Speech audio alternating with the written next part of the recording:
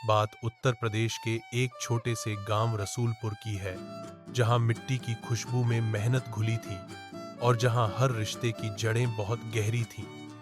वहीं रहते थे शिवलाल, उनकी धर्मपत्नी सरोज और उनके दो बच्चे नागेंद्र और कुहू। नागेंद्र बड़ा बेटा था, शांत, ईमानदार और खेतों से रिश्ता रखने वाला। कुहू छोटी थी, पढ़ाई में तेज, स्वभाव में नटखट और दिल की बेहद साफ। घर मिट्टी का था, लेकिन प्यार पत्थर जैसा मजबूत। माँ हर सुबह तुलसी में जल देती और नागेंद्र सूरज उगने से पहले हल लेकर खेतों की ओर निकल जाता। कुहू स्कूल जाती और लौटकर माँ की ममता में खो जाती। मोड़ तब आया जब शिवलाल को सीने में तेज दर्द उठा। इलाज शहर तक पहुंचते पहुंचते देरी हो गई। उसी मिट्टी के आंगन में चिता जली और सरोज विधवा हो गई। नागेंद्र की आंखों में उस दिन सिर्फ एक बात थी, बाबूजी चले गए, लेकिन मैं उनकी जिम्मेदारी और माई के सपनों को कभी नहीं टूटने दूंगा। वक्त बीता, खेत बढ़े, मेहनत रंग लाई। कुहू के लिए लड़के वालों के रिश्ते आने लगे। नागेंद्र ने अपनी शादी टाल दी, खेत के लिए खरीदे जाने वाले ट्रैक्टर के पैसे निकाल लिए। बनारस से कुहू का लहंगा आया, लखनऊ से साड़ियां, और गांव में सब हैरान थे। नागेंद्र तो जैसे शिव की मूर्ति से निकला, एक अवतार है। बहन के लिए हर सपना कुर्बान कर दिया।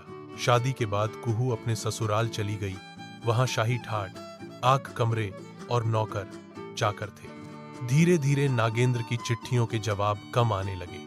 1 साल बाद खेतों में सूखा पड़ा, फसल बर्बाद और मां की तबीयत बिगड़ने लगी। नागेंद्र ने खुद को कमजोर कभी नहीं होने दिया, पर अब हर दिन अस्पताल के चक्कर काटना और दवा के खर्च ने उसे तोड़ दिया। आखिरकार नागेंद्र ने कुहू के पास जाने का फैसला लिया। मन में सवाल, क्या मेरी बहन, जिसे मैंने रानी बनाकर विदा किया था, क्या अब वो मेरी मजबूरी को समझेगी? ससुराल पहुंचकर कुहू ने सज धज में लिपटी नागेंद्र को देखा, पर उसकी आंखों में संकोच था। भैया, आप बिना बताए, कोई काम था क्या? नागेंद्र ने सिर झुकाकर कहा। माई की तबीयत बहुत खराब है, कुछ मदद चाहिए थी बेटा। सोच रहा था तेरे पास आ जाऊं। कुहू के चेहरे पर हिचक थी।